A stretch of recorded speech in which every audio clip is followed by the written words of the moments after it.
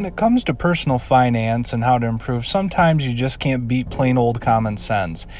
On the blog, I posted some tips from Jonathan Pond that I thought were worth sharing to maybe kind of start your week off. Never underestimate the value of common sense. It's easy to conclude that paying proper attention to the vast and diverse array of matters affecting your personal finances should be a full-time job.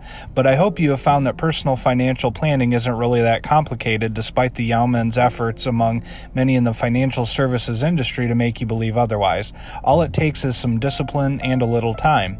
If successful financial planning can be boiled down to two words, they are common sense. If you think back on the less than stellar moves you have made with your money in the past, and no one is immune from these transgressions, you will no doubt find that your money calamities were caused by lapses of common sense on your part or on the part of someone who is advising you and who may have a different agenda than improving your financial well-being.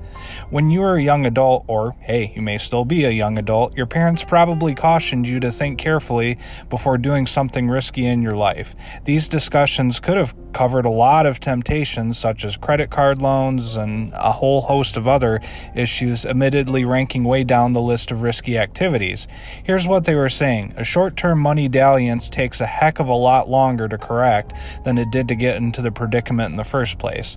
It takes a lot less time and effort to make the right moves with your money than it does to undo any wrong moves.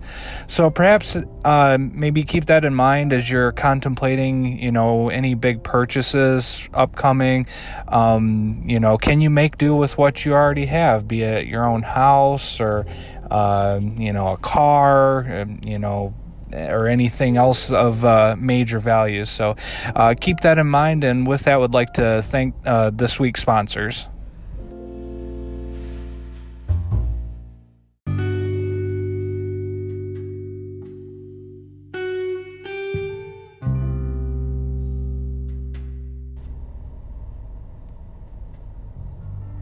Welcome back. So, kind of going along with the earlier topic, another tip would be just don't pay for what you don't need.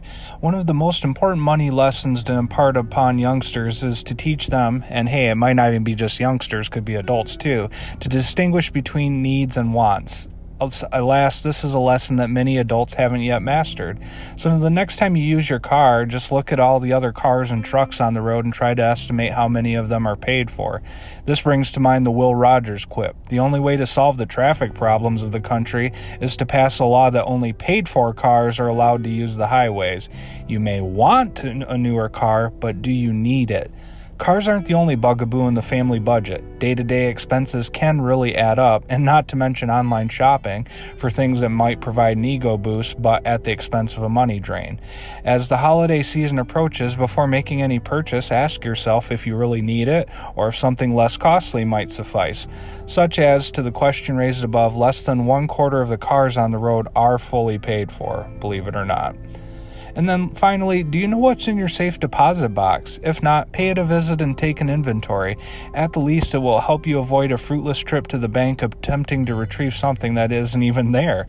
If things in the box are lost or destroyed, a rare occurrence, but it does happen, you'll have a record of what you lost. Incidentally, the institution that rents your safe deposit box almost certainly has no insurance on any valuable contents. That's up to the box holder. The coverage isn't very expensive and can easily be added to your homeowner or renter's insurance policy. That's it for this week's episode. Hope everyone's having a great start to their September. And as always, if you have any questions or anything else you'd like to hear on the show, definitely be sure to leave a voice message or reach out to Matt at script-notes.com. That's Matt at script-notes.com. And have a great rest of the week. See ya.